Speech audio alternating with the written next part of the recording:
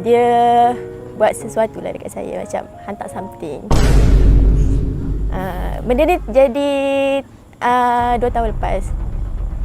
Keadaan saya macam tu, tapi tak ada teruk sangat. Cuma saya rasa macam tak boleh duduk, saya rasa macam dipetikan, rasa macam macam panasan macam tu lah.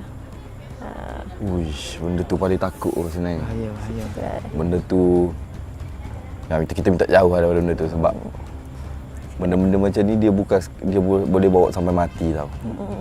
Dia boleh bawa sampai mati. Nasib baik saya macam perasaan awal lah, saya macam kenapa aku ni lately ni macam pandai barang, rasa macam nak marah je. Lepas tu kawan saya cakap, pergilah try lah check. Tapi dia kata, aku tak tahu nak check macam mana. Lepas tu dia kata okey tak apa, dia ada orang kenal. So dia hantar, dia tunjuk gambar je. So orang tu boleh ubat melalui gambar. So dia buanglah apa yang patut kat situ. Itulah. Sekarang ni okey dah lepas pada tu. Sekarang ni okey dah, alhamdulillah. Cuma itulah, saya pun ambil inisiatif untuk blok semua benda supaya dia dia tak tengok apa yang saya buat lah.